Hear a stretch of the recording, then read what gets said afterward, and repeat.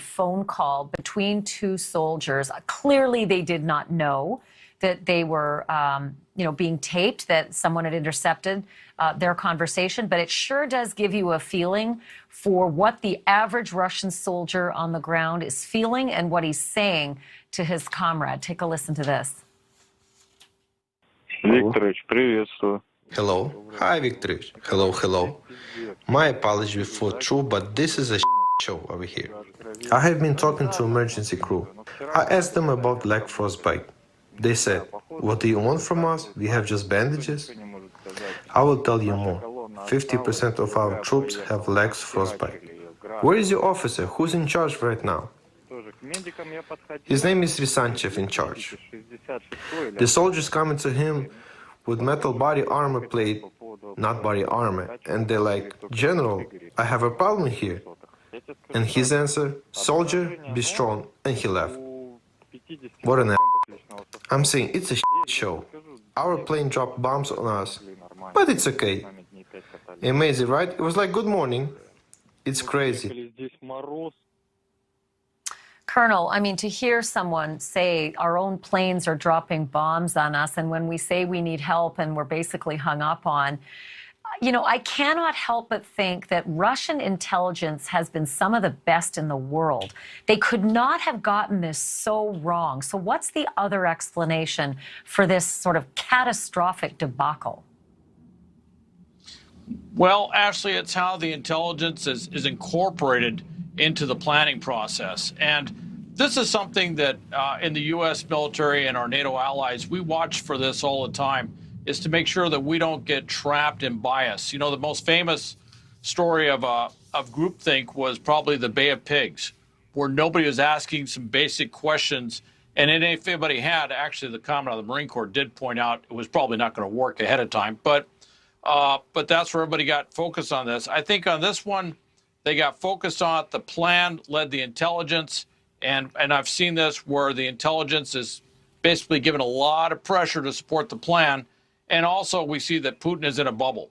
He didn't want to hear bad news. So it just kept reinforcing this thing. And I've seen this before where in the briefing room, sometimes they create the perfect plan. It just doesn't work in the real world. Yeah, that makes perfect sense. I want to read a tweet from the former foreign minister of Russia from 1990 to 1996. This one it's just astounding to think that this is possible. He said, the Kremlin spent the last 20 years trying to modernize its military. Much of that budget was stolen and spent on mega yachts in Cyprus. But as a military advisor, you cannot report that to the president. So they reported lies to him instead. And it just made me realize that there are consequences to having a kleptocracy, to having oligarchs who skim all the public money out of the country and sail away in the Mediterranean. And that, what you're seeing on your screen, underfed soldiers with crappy equipment and terrible command and no resupply, is because someone's drinking their resupplies in Gibraltar. Well, Gibraltar, Cyprus, everywhere around the world. And if you look at the things that, where's the breakdown? Lack of ammunition, lack of maintenance, lack of logistics.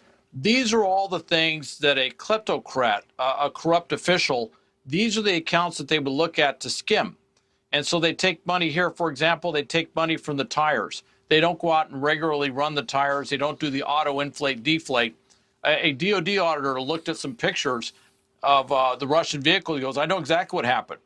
The vehicles were sitting there. They weren't being used. They weren't being regularly maintained. And when they started going down the road, the sidewalls had all gotten brittle, and then they have a catastrophic failure, and they go flat. That's actually a pretty good explanation for why you saw that 40-mile column not move. They couldn't move. If they went off the road, the tires go flat. And if they went forward too far, the tires would go flat. Those are little things, but for someone who's into corrupt acts, trying to steal money, trying to look at those areas where they can divert those from the accounts, undercover, so to speak, those are the sorts of things that corrupt officials do, and it's just typical of a kleptocracy, and that really is the best way to describe Russia. Yeah, and that money gone right to the Lido deck of those incredible yachts that we've been seeing, spiriting away and trying to avoid the sanctions seizures around the world. One last question. I only have like about 40 seconds left, but that report of the white phosphorus bombs in a neighborhood of Kyiv, Colonel, that just sent a chill through my veins today because that's a chemical attack. Here's the issue. The State Department says they can't confirm this, but the president of Ukraine said it. The mayor of one of the neighborhoods called Urbin, he confirmed it. And NATO didn't talk about it today. But what do you think about that image on your screen? Well, it looks to me like white phosphorus. I've used white phosphorus. I would like to correct something. Using white phosphorus isn't actually a violation of the law of war. It's how you use white phosphorus. If you're using it against civilians, obviously, clearly a violation of the law of war, clearly against the Geneva Convention. If you're using it against troops as a primary weapon to kill troops, it's a violation of international law. But if you use white phosphorus in conjunction with, I know this sounds horrible, with other weapons like high explosives, then it's permissible if you use it to mark a target. How they're using it, clearly a violation of the law of war. Well, I guess we will see once this information distills and everybody determines whether it's legitimate or not and believes President Zelensky and the mayor of Irpin, then we'll see how they respond because they've drawn that line in the sand now. Lieutenant Colonel Hal Kempfer, I cannot thank you enough for your wisdom, for your service, and then for being our guest tonight as well. Thank you.